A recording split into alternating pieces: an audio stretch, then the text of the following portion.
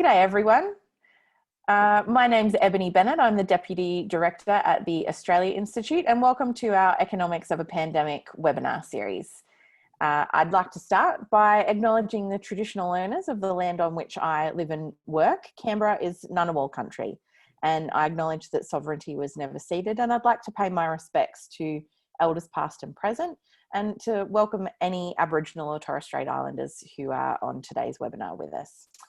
Just a few tips before we begin today to help make sure these things run smoothly. I'm sure you're all veterans now of a Zoom webinar, but just in case it's your first one. If you hover over the bottom of your screen, you should be able to see a Q&A function where you can ask questions of our panelists, and you should be able to upvote questions of other people and make comments as well. Please keep things simple in the chat. And in the second half of the webinar, we'll take questions. And if you use the raise your hand function, you'll see a little hand icon pop up beside your name. That will show me that you'd like me to call on you to ask your question live. And lastly, this discussion is being recorded, and we will make sure that we send a link around to the video afterwards in case you have to step away for any reason, and we'll post it up on our website as well. So today, as the pandemic has interrupted, the global economy, but it also interrupted global supply chains. And a lot of the economic debate has shifted focus onto Australia's domestic manufacturing capabilities and what Australia has the capacity to make and manufacture onshore. Sometimes that's been a question about masks and PPE equipment, or our capacity to manufacture vaccines in the future, or indeed the capacity to make enough toilet paper. And in recent years, manufacturing has sustained some major and public blows. Particularly, I'm thinking here of the closure of the last car manufacturing plants in Geelong and Adelaide. But manufacturing is a pretty good news story as well, and there's a lot of opportunity there. In fact, as Jim likes to say, it's not an old industry. It is in fact the most innovation-intensive sector of the entire economy, generating better than average productivity growth, good jobs and exports. And most importantly, he says manufacturing possesses several key structural features that make it vital to the economic success of any economy, including Australia's. And those last things were a direct lift from Jim Stanford's Manufacturing Still Matters report, a report that Senator Rex Patrick still noted recently is his favourite report ever produced. So I'd like to welcome our two guests today to talk about manufacturing. And please welcome Paul Bastian, the National Secretary of the Australian Manufacturing Workers Union, and Jim Stanford, Economist and Director at the Australia Institute Centre for Future Work. Welcome, Jim, and welcome, Paul. Thanks for joining us. Thank you. Thank you, Ebony. Thank you. So we'll come to Jim, to you shortly to go through the report that you've released today that people will be able to see in today's Australian Financial Review and Sydney Morning Herald. But first I want to come to you, Paul Bastian. Obviously the pandemic has really renewed focus on the importance of having a robust manufacturing sector. Where do things stand for manufacturing right now? Well, for us, well, first off, good morning to everyone. Thanks for joining in this webinar. For those who know the AMWU, they know that we have been campaigning around jobs for years and been campaigning and pushing the argument with any number of governments that manufacturing matters. We wholeheartedly believe that, manufacturing is important. A strong, resilient manufacturing sector is important for the economy. In Australia, it provides over 900,000 jobs, but more importantly, it has the potential to provide hundreds of thousands of more jobs. And these are jobs that are highly skilled, high wage and secure jobs in our sector. But the pandemic has laid bare for all to see some of the arguments that we have been putting forward. For example, it's shown up that our economy has a lack of diversity. It's shown up that our economy has had an over-reliance on overseas supply chains. It's shown the failure of our trade and industry policies, all of which have left us with a lack of sovereign capability to be able to produce the goods we need. For far too long now, successive governments have let us down. Australia is the 14th largest global economy, but when it comes to manufacturing self-sufficiency, we rank last in the 36 nations of the OECD. That's behind nations like Latvia, Chile, and even New Zealand across the trench. And that's just not good enough for a developed economy like ours. 2/3 of trade, global trade, is in manufactured goods. And we think it's time that we got our fair share of that trade. And that's why we commissioned the Australian Institute to look at the circumstances and policies that led to where we are now, where we've got a declining manufacturing sector. So today I'm happy to be part of the launch of a fair share for Australian manufacturing. This report provides us with a roadmap for rebuilding and revitalising Australian manufacturing, but more importantly for us, it provides us with an opportunity, if we're prepared to seize it, not only to grow manufacturing into the future, but to create hundreds of thousands of extra good jobs. Jobs, as I said, jobs that are high paid, high skilled and secure. Thank you so much, Paul. And, you know, there's never been a more important time for those good jobs with good conditions, as we've seen, particularly in this pandemic, the threat of insecure work really makes us all less secure. Jim Stanford, I'll come to you now to really launch this report and take us through it. It's called A Fair Share. It's available on the Centre for Future Work's website. I think you've put a link up there for everyone who's on the webinar with us today. I believe we've got just ticking up over 530 participants. So thank you all for joining us. Over to you, Jim. Ebony, thank you very much. I'm really glad to join with you today, and thank you for hosting this. And we're really glad to partner with Paul Bastian and his fine union on this important work.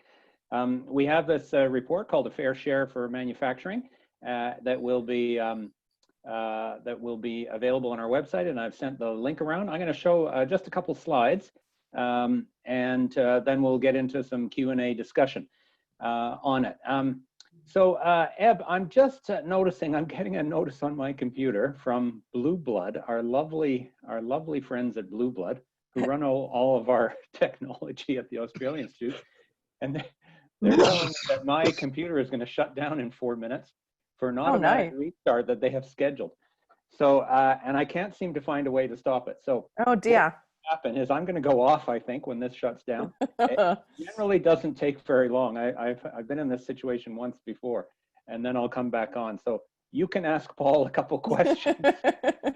No worries. While this is happening. Okay. All right. Well, do you want to get started? Yes, how soon are you going to cut off? Exactly. Very good. So then we'll see where we get to. So there's our website, my Twitter handle, the Centre's Twitter handle. Encourage folks to join the conversation in social media.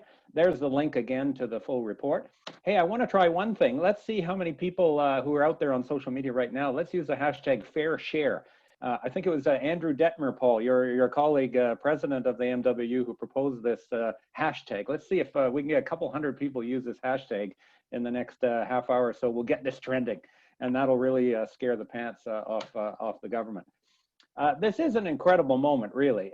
We've known, as Paul mentioned, that we had to repair Australia's manufacturing base for years, but this pandemic has really made the question more and more urgent.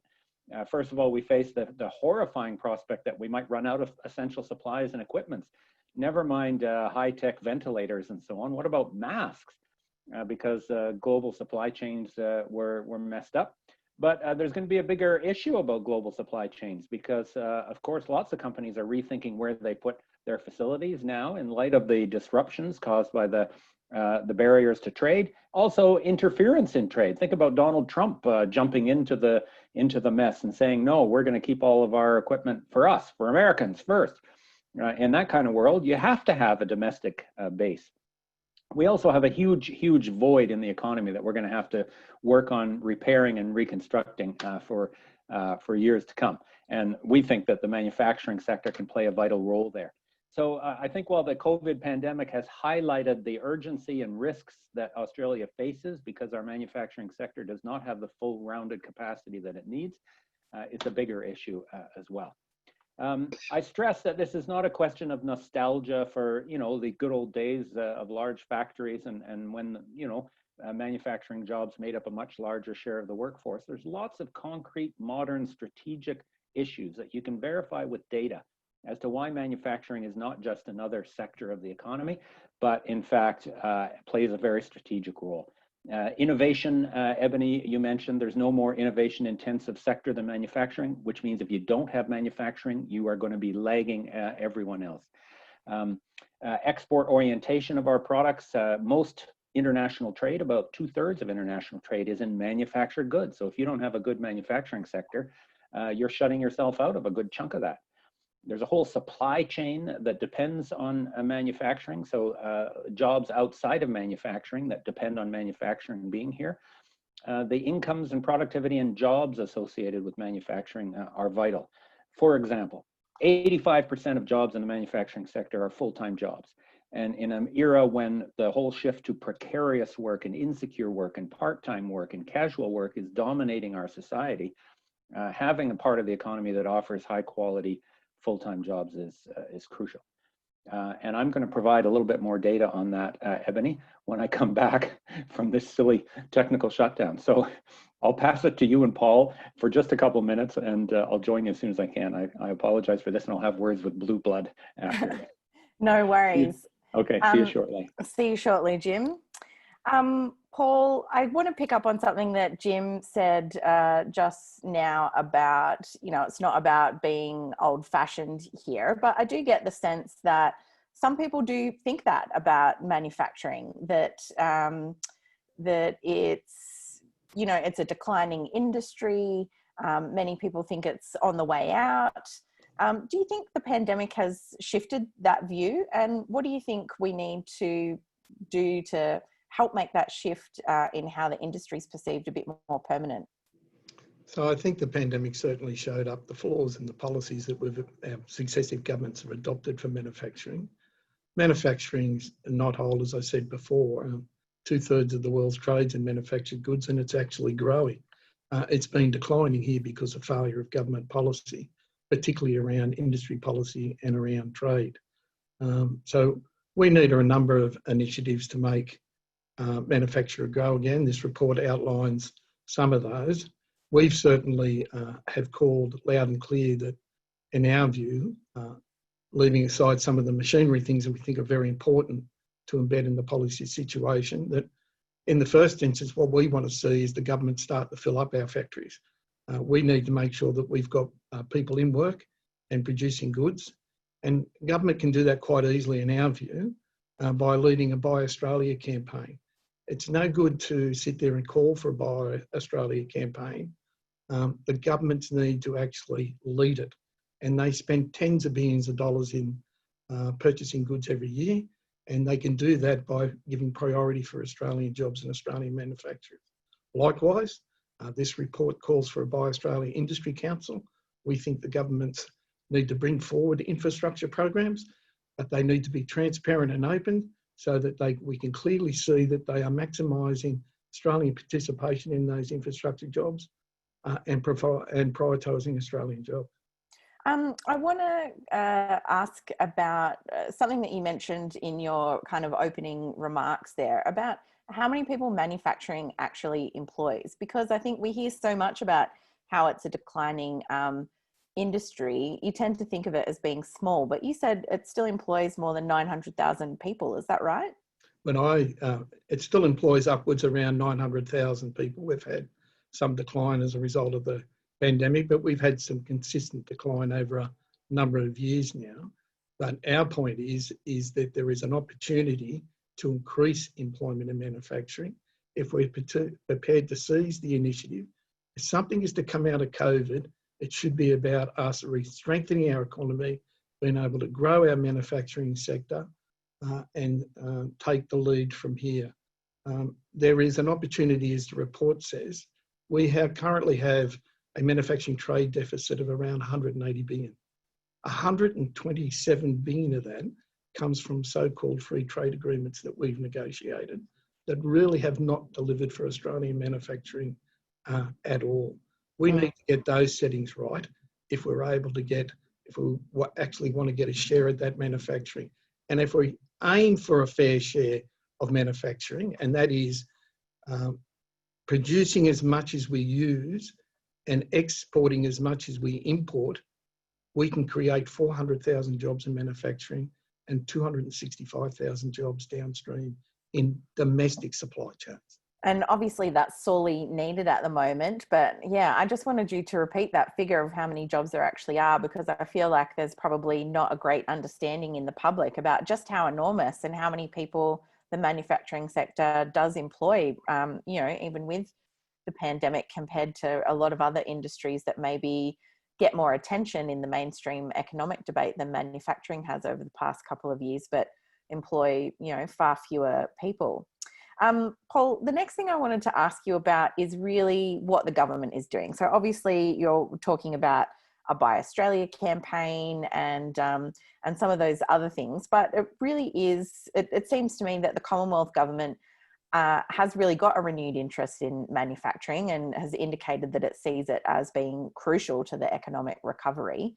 And the National, God, I always forget the full name of it, the National COVID Coordination Commission, the NCCC, seems to have some type of special focus on manufacturing. Have you been involved in those discussions, and is there anything that you can tell us about that?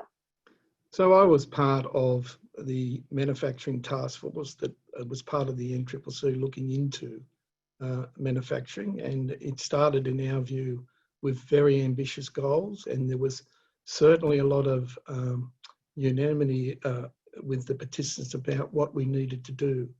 But I think it was somewhat of a missed opportunity. In my view, it spent far too much time looking at gas as the way to revitalise manufacturing industry. And certainly gas has to play a part in our future. But in my view, there is much more to manufacturing than heavy gas users. We wanted to see more emphasis on the policy issues about what we need to do to fill up our factories now, what we need to do around industry policy and trade policy. We wanted to see greater emphasis on seizing the opportunity now with renewable energies. We believe that we need to meet our net zero emissions targets, and we believe in any advanced manufacturing country, we need to be ahead of the curve when it comes to the use of renewable energies, and we thought that that was a failing of that commission. Yeah, it certainly did seem to focus much more on gas than manufacturing. We've got Jim back. Thanks for joining us, Jim. Paul and I were doing great without you, but we're very pleased. I noticed. Yeah, I noticed. I should have taken time to go and get a pint and then come back and let you guys carry on. No, but if you would like to go back to your report, we'd really appreciate it. I'm so sorry about that. That is just very embarrassing. The laptop has a mind of its own. It gives you 5 minutes notice that it's going to shut down. So you just got to hope you're not in the middle of something important when that happens. Anyway, thank you. I'll just pick up a few more bits from the report itself. We talk a lot about how the position of Australia in the global economy has really, I think, done a disservice to Australia's manufacturing sector, and helps to explain the problem that we're in. I think most people on the webinar will know we have become precariously dependent on exports of primary products. Primary products means things that come from nature. So this includes minerals and resources that we dig out of the ground, also agriculture products, forestry, etc. Primarily minerals these days. And Australia used to be seen as a very sophisticated manufacturing powerhouse. Now we're seen as an exporter of the stuff that's buried in the ground under our feet. Primary products reached 75% of all our exports last year, a new record. And the problem is, you know, there's years in which you get a very good price for iron ore and coal and so on, but there's years when you don't. The roller coaster of primary products is very well known. And it also means that we're foregoing all of the value added, the investment, the innovation, the technology, and the jobs that come with transforming our mineral wealth and our agricultural wealth into more high value products. So this is a graph from the report that shows our exports on one side, the left, and our imports on the right. And we have a lot of exports, but you see that they're dominated by the dark blue section of the bar, primary products making up 75% of our exports. Our imports, on the other hand, are dominated by sophisticated value-added manufactured products. In essence, things that are manufactured out of the primary products that we shipped overseas in the first place. So Japan and Korea and China and Europe and Germany and America are buying our primary products, making them into things like, high-tech vehicles, machinery and equipment, big screen TVs and other consumer goods, and then selling them back to us at a profit. And frankly, you don't have to be an economist to understand that's a losing proposition. And what we've seen as a result of that growing focus on primary exports is a rising deficit in our trade in manufactured products, which has gotten deeper and deeper and deeper. Basically, the more we dig out of the ground for export, the bigger the hole becomes that we're stuck in. $180 billion manufacturing trade deficit last year. This is one of many examples that we cover in the report. Lithium. Hot new commodity because of the use of lithium in lithium-ion batteries and other technologies related to renewable energy. Australia, world's biggest exporter of lithium. How lucky we got this valuable product buried under our feet. The raw form that we dig it out in, which is a kind of a rock, is called spodumene. I didn't know that until I started this research, spodumene. And it sells for $750 a ton. So, okay, fine. And the price of spodumene goes up and down. In fact, in the last year or two, it's been down because there's a lot of spodumene and other raw lithium out there. First thing you have to do is process it into a chemical form that you can use in manufacturing, and that takes the value to $10,000 per ton. Until recently, we didn't do any of that in Australia. We just exported the raw stuff. But the real action happens when you turn that into batteries. The same amount of lithium becomes worth almost $150,000. And then when you install those batteries in electric vehicles and other products that use them, then it's worth millions of dollars. So we risk making the same mistake again that we've been making for decades unless we get our act together in manufacturing. The report goes through a number of other areas, challenges, barriers, mistakes that have been made around mineral policy, skills and vocational education, how we're managing our energy and failing to take advantage of the huge opportunity posed by the new technology of renewable energy, which is very useful, very reliable, and very cheap in industrial settings now. How to improve our businesses so that they can do a better job of developing our industry. The conclusion of the report is oriented around this goal of aiming for a fair share of manufacturing for Australia. The idea that we don't need manufacturers anymore is just nonsense. It's absolutely false. In fact, Australia purchases more manufactured goods every year. Most recent data, about $565 billion worth in 2017-18. The problem is that we're buying it, but we're not producing enough of it. Our research shows that we produce about 68% of our own needs in an aggregate sense. It's not like everything we use is purchased at home. There's a lot of two-way foreign trade, not balanced foreign trade, but in aggregate, we're only producing 2/3 as much as we use. And we should be producing as much as we use. In an aggregate way, we should be self-sufficient in manufactured products. And that's what most other industrial countries are. And in a way, the most shocking aspect or finding of our report, and the one that got a lot of media attention today, is that Australia ranks at last out of 36 OECD countries in terms of manufacturing self-sufficiency. Lots of countries, most industrial countries actually, produce 100% or more in terms of the aggregate value of manufacturing output. Places like Germany produce way more than 100%. But Australia is at the bottom of the pack, which means that we're foregoing the jobs and incomes that could come with it. If in fact we got to a situation where we were producing as much as we use, the gains would be absolutely enormous. $50 billion a year in additional GDP, 400,000 plus jobs directly in manufacturing, lots of new exports, and so on. Now, this isn't utopian. Most other industrial countries are at that situation. There's no inherent reason why Australia couldn't be, and there's lots of tools at the disposal of government to make that occur, to achieve that fair share for manufacturing. And the report goes through a whole bunch of them. And this, again, isn't nostalgia. The cutting edge of modern practical economics in the global sense absolutely recognizes the value and necessity of active industrial strategies to develop key industries that have the features that we want: innovation intensity, export orientation, potential for productivity growth, anchoring strong supply chains. All the things that we talked about in manufacturing means that there's a social benefit from developing industries like manufacturing through active sector strategies. And we show the whole list of tools that are there in the box. The toolbox is full. I know that the coalition government likes to play with toys all the time, and here's a whole toy toolbox full of them to fix our manufacturing sector. Now, the longest journey has to begin with the smallest initial steps. So we identified, in conjunction again with the union, 6 incremental immediate things that the government could do, even in the current economic and political context. I think that those would be a down payment, if you like, on the bigger, longer term strategy for rebuilding manufacturing that the country needs.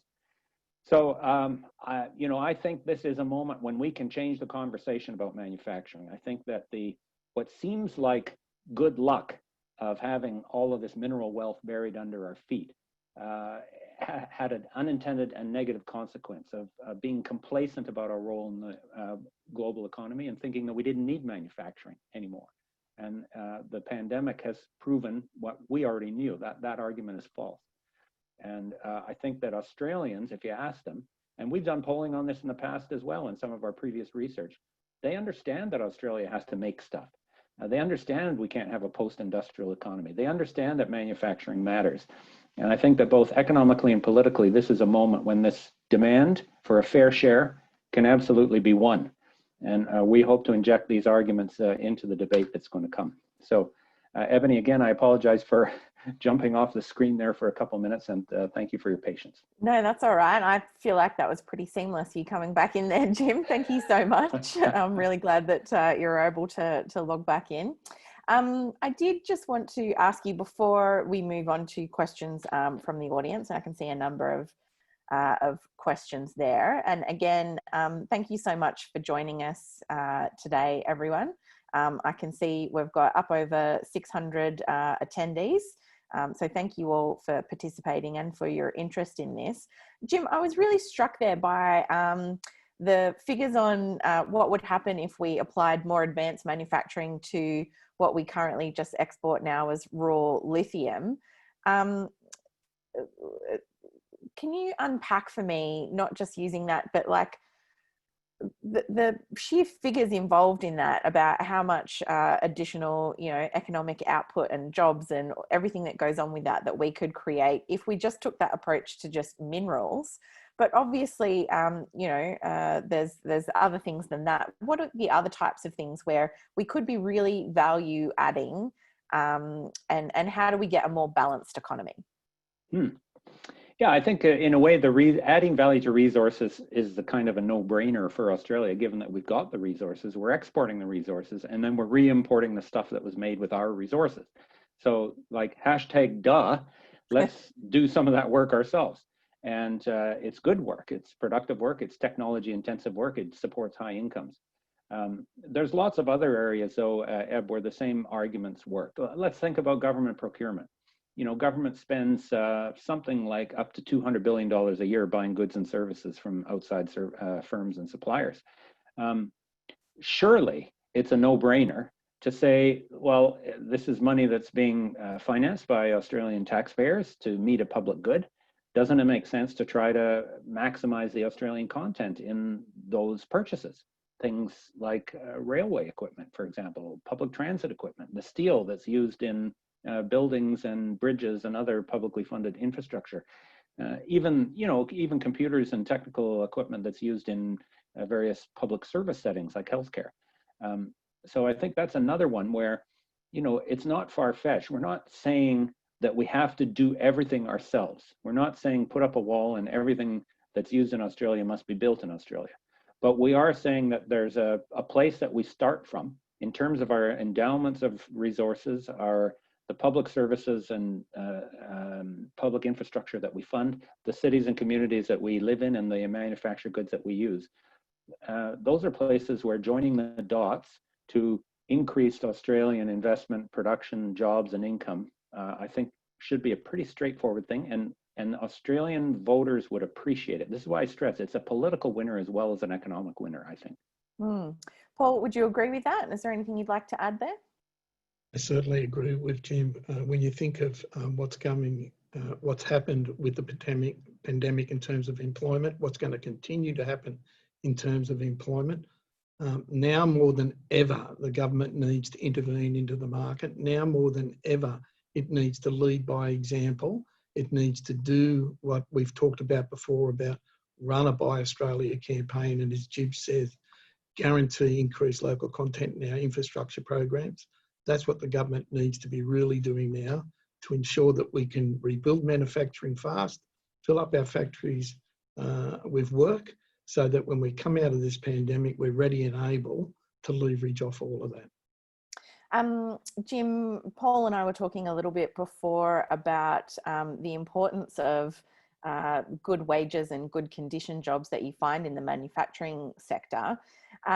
We've already touched in previous webinars, I think, on the role of insecure work in making us all less secure in a pandemic type of situation. But we do live in a globalized economy, even in a pandemic. You know, how hard is it for countries to change the mix of industries that make up their economies?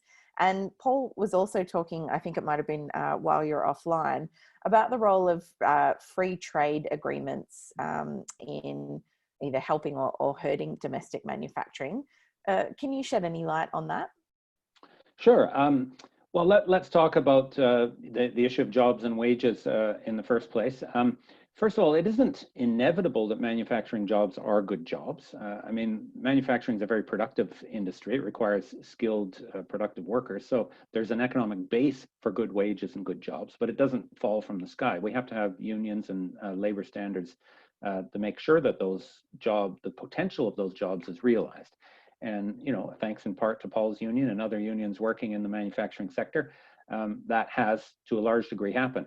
There has been attempts by employers in the manufacturing sector to try and spread practices of precarious work and to try and use more part-time and casual jobs, no doubt about it. And we have to resist those. But the reality is, on average, manufacturing jobs are better than the jobs we see in the economy as a whole.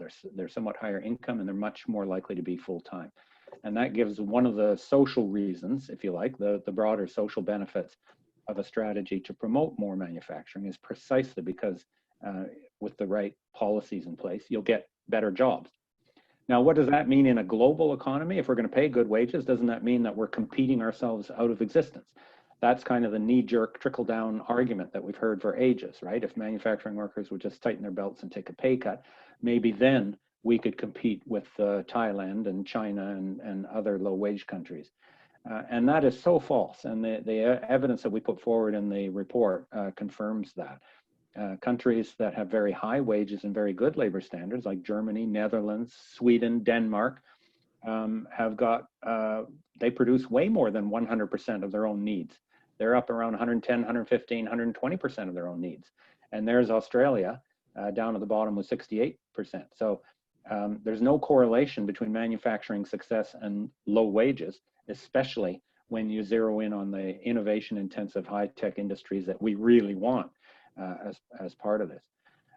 Now, I think the free trade agreements have, in a way, bought into that idea of low-cost competition is the most important thing to be aiming for. You know, the free trade agreements just liberalized trade and tariffs. They opened up Australia's market to a flood of imports, and we've seen that. They were not very successful at stimulating demand for Australian exports, the manufacturers. We go through all 8 of the free trade agreements that have been in place for at least 3 years and show that in every case, the manufacturing trade deficit got worse, not better. And those free trade agreements were clearly part of the problem. So I emphasize that we're not being protectionist here. We're not saying put up a giant wall, put up big trade barriers. We recognize that trade is an important part of manufacturing. What we're arguing for is that trade has to go 2 ways, and that we should be exporting more, not just importing more. So you could say that we're pro-trade. We just want a more realistic and balanced vision of how it has to occur. Thanks, Jim. We might go now to questions from the audience. The first one is from Edward Carroll, who asks, how can we capitalise on the capacity for a green or clean manufacturing in Australia? Paul, you've already touched a little bit on this. I might come back to you on that and then we'll come to you, Jim. We've already said that we think there was a missed opportunity in the Commission to actually talk more seriously about the role that renewable energies can provide moving forward. They not only provide ensuring that we have energy supply, but they also have the potential, they will also lower the cost of energy. And importantly, it gives us great opportunities into new industries and new technologies. And we've just got abundant resources in terms of renewables available to Australia. We've had years and years of inconsistent messages from governments about climate change and renewables. The market's already showing that it's moving on. It's just time that we got on with it. Recognise that we need to meet our net zero emission targets. Recognise, as I said, we need, if we want to be an advanced manufacturing country, if we want to get our fair share of manufacturing, we need to get ahead of that curve in terms of renewable energies. And our government has continued to fail us in that area around the policy areas. Jim, I know a couple of weeks back we were talking to Ross Garneau about this very issue. What would you like to respond there? Well, first, I got to say, Paul is right on the money with his argument, and I got to tell you how inspiring it is to see a principled progressive union like the AMWU just refuse to buy into this false dichotomy between jobs and the environment. So it's absolutely refreshing and absolutely important that Paul and his colleagues are taking that view. We have done some previous research through the center, and we refer to it in this report. My colleague Dan Nahum has got a great study out on the savings that manufacturers would enjoy as a result of moving more quickly to renewable energy sources. So the energy reliability and affordability is a big piece of it. And we got to recognize how badly manufacturers have been served by the current status quo energy policy, which privileges fossil fuels. That hasn't helped manufacturing. It's been a disaster for manufacturing, lousy supply and uncompetitive cost and unreliability. I think one of the most exciting synergies, if you like, between manufacturing and sustainability is also the potential for developing Australian-made manufactured inputs that are part of these renewable energy systems. So whether you're talking about, making lithium batteries or making windmills and components of windmills, potentially with sustainably manufactured steel and aluminium, or go full Monty, if you like, and go for making electric vehicles. So where you're capitalizing on Australia's unmatched endowment of renewable energy, but then tying in the manufactured components that go into those energy systems. That's where we'd have an absolute virtuous circle of cheap renewable energy fueling sustainable manufacturing. And that's where Ross Garneau's vision of making Australia a sustainable manufacturing superpower is so inspiring. Thanks, Jim. I've got Louise Pratt on the line. Louise, can you hear me? Yeah, hi. Thanks for that fantastic presentation. A couple of questions. I've been looking at the issue of the critical minerals and the downstream processing. There's a recent report from the US Asia Centre that says the main governments have been talking about this for a long time, doing lots of reports, talking it up, but they haven't really done anything to attract capital to Australia to kind of really bring it to fruition. So what do we do? And they have a report that identifies that we haven't really taken that issue seriously. So I'm interested in your ideas about procurement, but critical minerals might not be the easiest place to make a difference in that. I also wanted to ask you about when you're looking at that issue of raising capital, the superannuation funds that will be looking for investment opportunities and how government might perhaps de-risk investment in, well, not completely de-risk it, but really, try and make investment in Australian manufacturing attractive. Thanks, Louise. Jim, I might come to you first and then to Paul. Sure. I agree with you. There's been a lot of reports and a lot of rhetoric and a lot of jargon, but not a lot of action. I think for the most part, because to, in a way, ensure that we make the most out of those critical minerals, we're going to have to get in and interfere with the sort of normal market forces of private businesses making decisions all, solely on the basis of their own expected profits. And in that regard, an individual business will come along and say, I just want to dig out that spodumene and export it as fast as I can. And that's been the traditional approach of most business. We don't need to attract capital in the sense of actually getting enough capital to make it happen. We're awash in capital in Australia. There's lots of capital here, but we do have to make it attractive to invest in those types of value-added activities. And I think that's where active government strategies, including restrictions on exports of the unprocessed material, support for capital investment in the form of co-investments, public equity partnerships, accelerated depreciation allowances that we propose in this report, other measures like that, creating a market for Australian-made value-added products, and government procurement can play an important role there. Those are all the sorts of things that sort of laissez-faire government policy has eschewed over the last couple decades. But I think they're going to have to get in and get their hands dirty if they want to make it more than just a kind of a jargonistic appeal that we should be doing more. We actually want to be doing more. Thanks, Jim. Paul, the questions there around procurement and raising capital. I think I've already stated our position on government procurement. I agree with the comment that we do have trillions of dollars in superannuation. Superannuation will be looking to invest, and that's a lot of money that we should be able to use. There's some regulations that we probably need to look at around the best interest test, for example, but that's money that we should be investing in our economy to grow our economy, in our view. Thank you. The next question here is from Margaret Simons. She asks, for all panelists, how do you see the work of the National COVID Commission Advisory Board in informing the policy around manufacturing and job creation? Paul, you've already kind of talked about the missed opportunity with the focus on gas there, but is there anything else about the work of that commission in general that you'd like to add there? Well, again, I was very disappointed because it was just dominated by a debate about gas. And I've said gas has a place in what we need to do, but it didn't really delve down deep enough into other alternatives. It didn't delve down in what we needed to do in terms of our vet sector.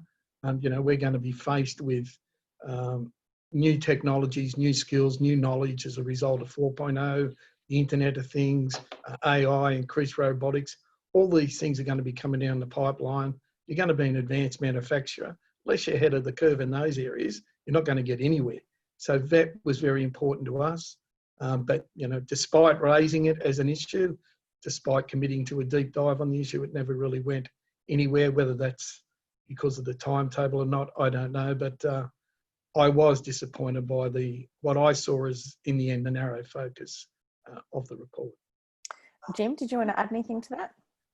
Well, I wasn't engaged as closely as Paul was. I will say, from the outside perspective, I think that whole process in a way reflected the changing political calculations that the government has made as the pandemic continued.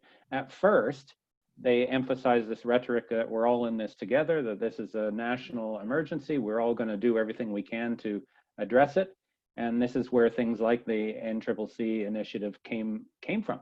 And in a way, it was refreshing, wasn't it? Because for years, the government's been not interested in, you know, meaningful conversations with other stakeholders in society.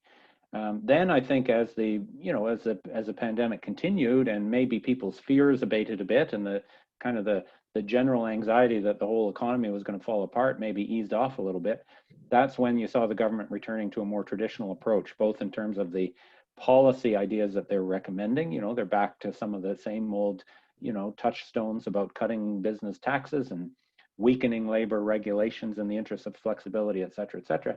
And in terms of their process, so that the NCCC thing, I think, did not live up to its potential as a kind of coming together of the major stakeholders in society to imagine a whole path forward for rebuilding Australia. So I think it's up to us in civil society to change the political calculations again and say, look, number one, the pandemic is not going away, sadly. Number two, the economy is not rebounding of its own accord. That's going to be painful. So we need an inclusive, multi-sector reconstruction plan We saw the ACTU propose something just like that a couple of weeks ago, and I think we're going to need more discussion and mobilization around a vision like that. And then the government may decide politically it has to do that more seriously this time. Thanks, Jim. The next question is from Ian Curry, who asks, or who says, skills are critically important to exploring manufacturing opportunities. How well placed do you think our training system is to rebuild manufacturing? First to you, Paul. Well, as I said, I don't think we are well placed to do it. The VET system in terms of TAFE has been gutted. Funds have been stripped out of VET for a number of years, reducing its capability to deliver. There's been an overemphasis on micro credentials or micro skills, and not enough emphasis on getting qualifications that are transferable, important and relevant to the industries. So that, in our view, there needs to be a lot done to VET. There needs to be some reinvestment in VET. We need to deal with those skills issues that are coming down the line, as I said, if we're going to get ahead of the curve. And that's why one of the recommendations to set up a VET board, but it's got to be a VET board that has the stakeholders. And by stakeholders, I mean not just the TAFEs and the universities, but representatives from industry and representatives from the unions. They're the ones that know what we need to do to be able to get the skills, to be able to produce the goods, to grow our manufacturing sector. Jim? Eb, just before I answer that question, I do have to report that my colleague Alison Pennington has highlighted to me, hashtag fair share is now trending in Australia. So excellent. Well done, everyone. Well done to the audience. Thank you very much. And send it out a few more times. We'll keep it trending. So that's excellent. Thank you, Alison. There's no doubt the skills system in Australia is badly damaged by years of neglect fiscally and disastrous policy experimentation, where the idea was accepted that a sort of contestable market where the public still pays. The public subsidies to private vet producers were enormous. So this wasn't really about privatization. It was more about public money for private good instead of public good. Absolute disaster. So Australia was once recognized as a leading force in high quality vocational education. That is no longer the case. I suggest humbly Australia is a laughingstock. So rebuilding the VET system has to be a crucial part of the overall manufacturing revitalization, no doubt about that. And that has to start with the TAFEs. And the economic benefits of that will be enormous because first of all, you'll hire people to work in TAFEs, you'll modernize the equipment and the curriculum, you'll develop new partnerships between the TAFEs and specific industries or specific firms, and you'll get back to a situation where you're really training manufacturing workers of the future in full-fledged, well-rounded skill sets, not micro-credentials, that are a cheap way for a company to meet some, specific goal, but a vision where trained workers are seen by all as a key asset in building the industry. That's got to be a crucial part of where we go. Simon Crabb, I can see you've got your hand raised there, but if you could just unmute there, if you'd like to ask your question of the panelists. If not, can you hear me there, Simon? Did you have a question for the panel, Simon? No, I don't think he does. That's all right. I'll go to my other question, which is from Toby Chalmers. He asks, was there a missed opportunity supporting Australian car manufacturers to reskill and retool rather than simply close that industry down? Jim, do you want to start off on that one? Oh, sure. And Paul and his union obviously lived, breathed, and died that whole terrible experience. Boy, if we could turn the clock back to 2013, when those decisions, by General Motors, Holden, Ford, and Toyota were made. Again, that was a moment when the coalition government in Canberra thought, mineral prices have never been so high. We're in the middle of an enormous boom, building mines and LNG plants. Who needs the manufacturing sector? Who needs the automotive industry? And in fact, the treasurer at the time, Paul, if I remember correct, basically dared the companies to pack up and leave. And we also had an exchange rate that was vastly overvalued because of the mineral boom. And what a mistake to then just sort of wash our hands of it. I actually think we've got a surprising opportunity, more than I would have expected, to actually salvage something from that because of the huge potential now in electric vehicles. And we have seen in Victoria, thanks in part to, I'd say, some very ambitious and positive initiatives from the state government there. You've seen some very important initiatives in electric vehicle manufacturing, component manufacturing, and some of the new engineering and materials technologies there. So I don't think it's just a question of, bemoaning the mistakes that were made, because the auto industry is changing hugely. And again, because of our lithium, our renewable energy, and our domestic market, we've got a good toehold where we could build something. I'd be very positive about the potential for lithium battery and related products and sustainable technologies in transportation as part of this revitalization.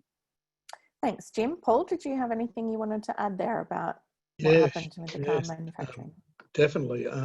I think the car manufacturing is a glaring example of the failure of industry policy and the failure of government to understand the impact on manufacturing.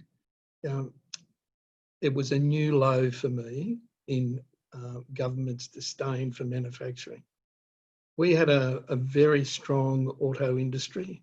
We had three plants manufacturing vehicles, tens of thousands of workers directly employed and downstream. We were one of 13 countries in the industrial world that could design, manufacture and produce cars. And there's not one of those countries that does not hunt for those jobs and subsidise or offer something to keep those jobs. Why do they do it?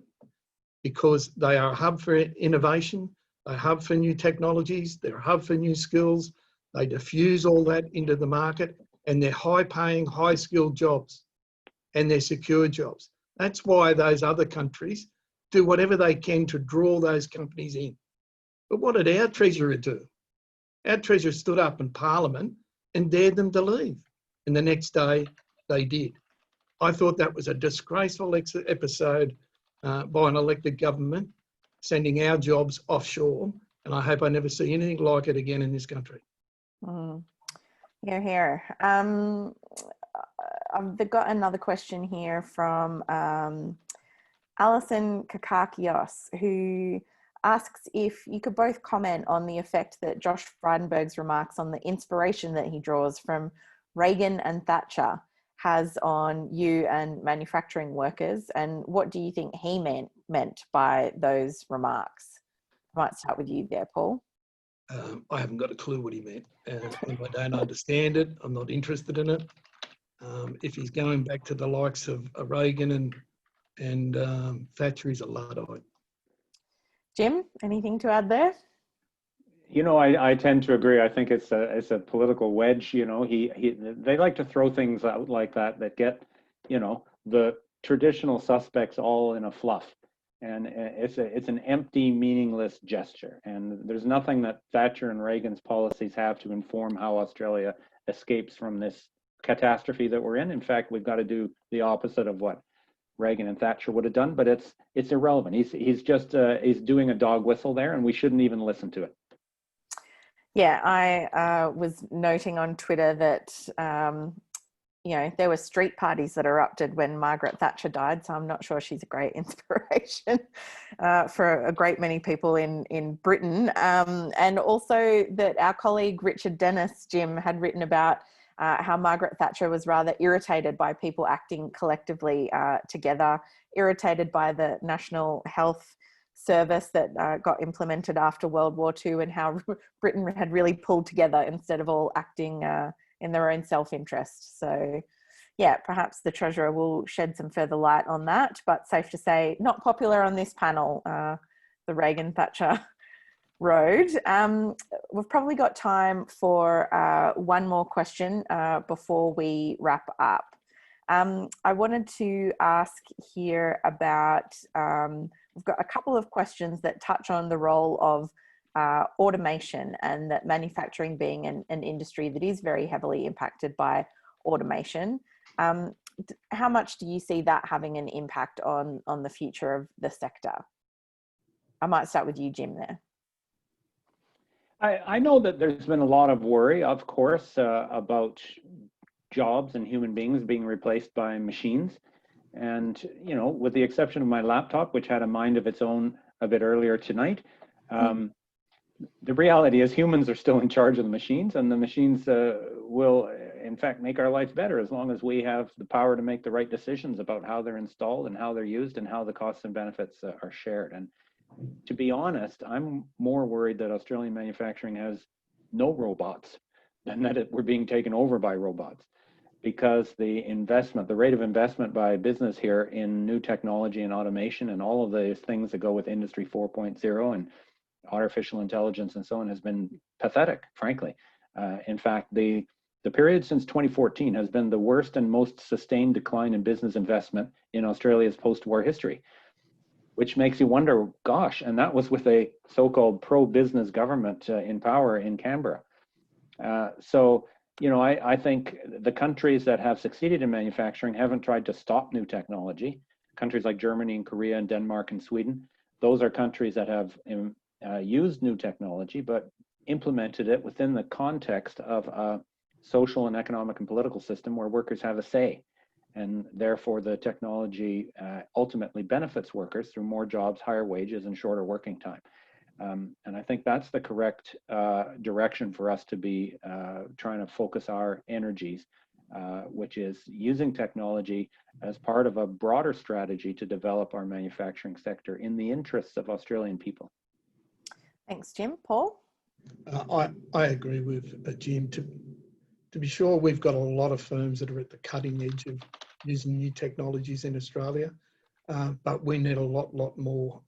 As I said before, if you want to be an advanced manufacturing country, if you want to take our fair share in manufacturing, we need to harness those new technologies, those new skills.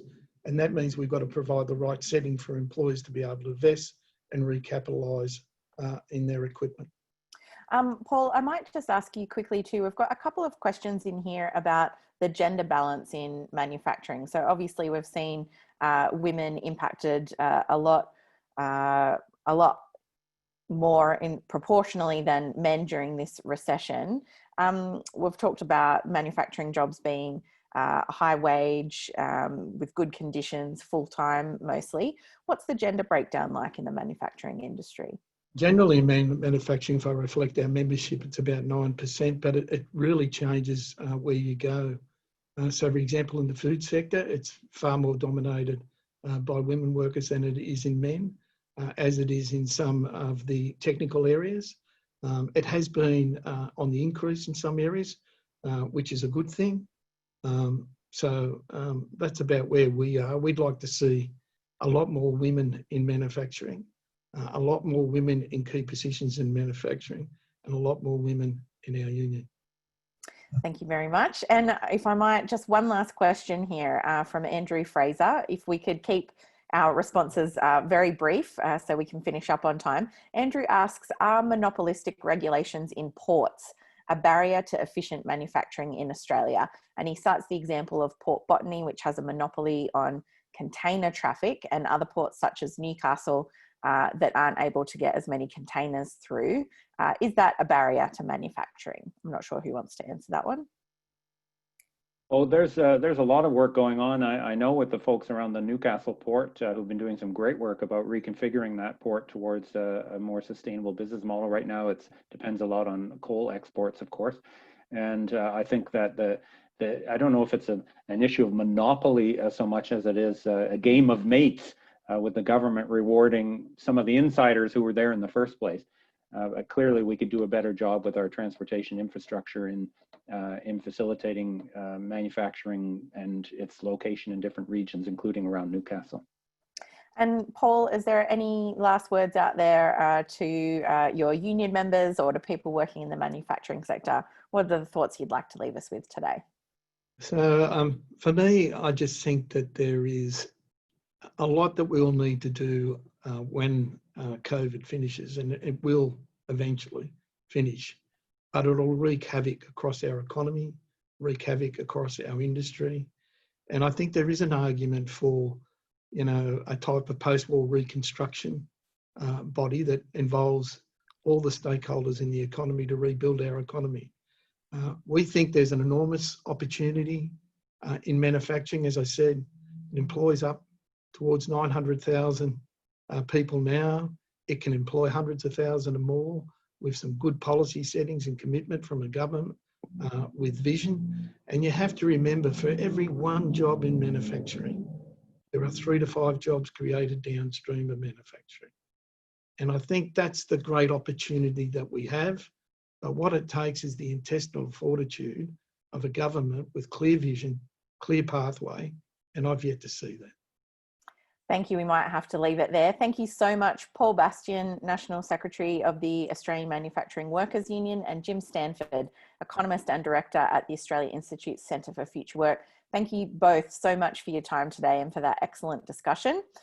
We are having some really exciting speakers coming up over the next few weeks. So if you enjoyed today's webinar, please head over to our website at tai.org.au/webinars to register for author and historian Thomas Frank. That's this Thursday at 11 a.m. He's going to be talking about his new book about the war on populism and the fight for democracy. And on Wednesday, the 5th of August, we'll be speaking to former Prime Minister Julia Gillard, who's now the chair of Beyond Blue, about the pandemic, mental health and beyond. As I said, you can register for those webinars at our website. They continue to be free, but you must register to attend. Make sure that you're also subscribed to our podcast, Follow the Money. You can get that on iTunes or wherever you normally listen to podcasts. This week, Richard Dennis and I will be talking about the limits of economics, and that's in the context of calls to lift restrictions and let the virus rip in order to preserve the economy. And if you do like that podcast, please leave us a review. It helps other people to find that podcast. And lastly, stay 1.5 meters away, wear a mask if you can, keep washing your hands and stay safe, everyone. We hope to see you on Thursday. Thanks very much for your time. Bye. Thanks, Ebony.